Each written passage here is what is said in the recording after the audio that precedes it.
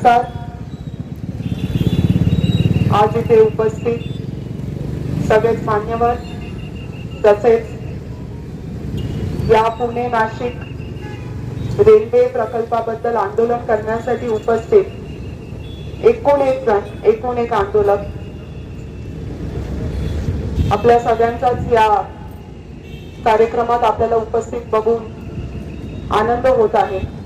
कारण आपल्या हक्काची रेल्वे आज त्याचा जो प्रकल्प आहे, जो पूर्वनियोजित प्रकल्प आहे, तो रद्द करण्यात आला आहे आणि त्यामुळे आपल्या भागातल्या लोकांना, महिला भगिनींना, युवक युवतींना होणारी जी अडचण आहे ती फार मोठी आहे आणि याचं गांभीर्य आपण समजलं पाहिजे।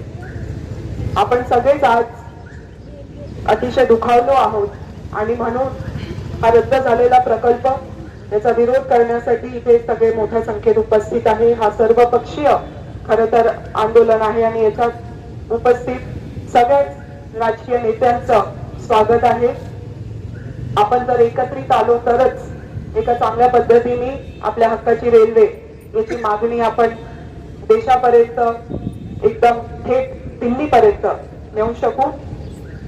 ही रेल्वे जी होणार होती खरं तर ही आपल्या भागातल्या आर्थिक व्यवस्थेला उंचवण्यासाठी अतिशय महत्वाची होती।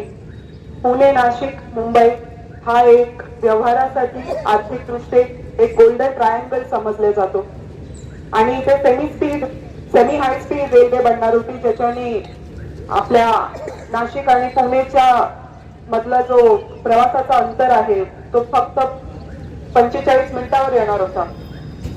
परंतु आपल्या युवकांना त्यांच्या करिअर मध्ये गती देणारा, आर्थिक व्यवस्थेला गती देणारा हा प्रकल्प राजकीय कारणांमुळे रद्द झाला आणि याची दिशा बदलल्या गेली।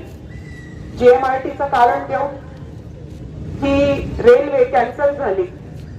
जगभरात अशा वेगवेगळ्या JMRT सारख्या संस्था आहेत जिथे जशी ही हाय स्पीड रेल्वे बनणार होती तशा सेमी हाय स्पीड रेल्वे तिकडे आहेत। इलेक्ट्रिक मॅग्नेटिक फील्डला ते लोकांनी बरोबर तिकडेही अभ्यास केलेला आहे, परंतु त्यांच्या प्रगतीत कधी अडथळा आला नाही। आपल्याचकडे कसा अडथळा येतो? आपल्या देशामध्ये असं म्हटलं जातं की दगड फेकला तर एका इंजिनियरला लागेल आणि एवढे या सायंटिस्ट, इनोव्हेटर्स, अभ्यास करणारे या त्याच्यातले तज्ञ आहेत आणि तरीही याच्यातला आपण इनोव्हेशननी काही सोल्युशन न काढता डायरेक्ट ट्रेनच रद्द करायची, हे काय कोणाला पटत नाही।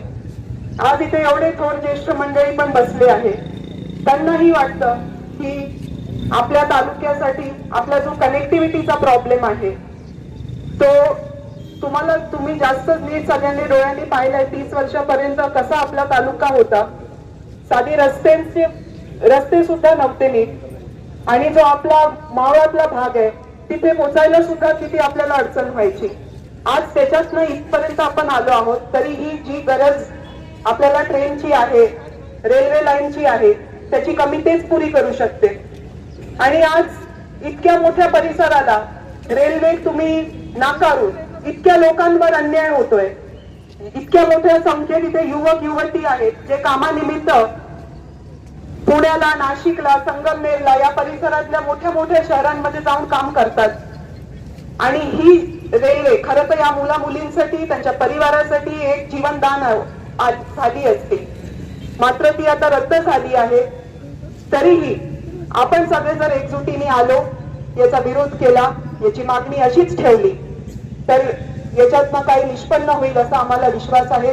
आपल्या पाठीशी आदरणीय वळसे पाटील साहेबांसारखे नेते आहेत, आदरणीय आढळराव दादांसारखे नेते आहेत, या सगळ्या मित्र पक्ष, आपले सगळेच राजकीय पक्ष जे आहेत, काँग्रेस पक्षाचे लोक आहेत, RTI चे पक्ष सगळेच आपल्या बरोबर आहेत।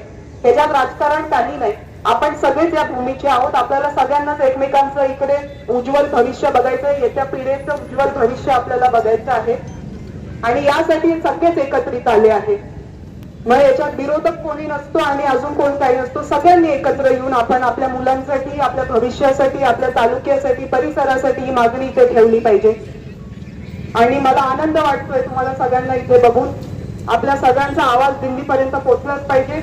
आढळराव दादांनी सुद्धा दिल्लीमध्ये इतक्या वर्षांपासून पाठपुरावा करून या रेल्वेसाठी प्रयत्न केले आपण सगळ्यांनी प्रयत्न केले आणि आपल्या प्रयत्नांवर पाणी नाही केलं पाहिजे अशी आमच्या सगळ्यांची इच्छा आहे. युवकांना आणि युवती आणि विद्यार्थी खासकर त्यांच्यासाठी ही एवढी मोठी जीवनवाहिनी आहे. तर आपण सगळ्यांनी विरोध केलाच पाहिजे. रेल्वे आपल्याला आपल्या हक्काची इथे मिळालीच पाहिजे. एवढंच मी इथे सांगू इच्छिते.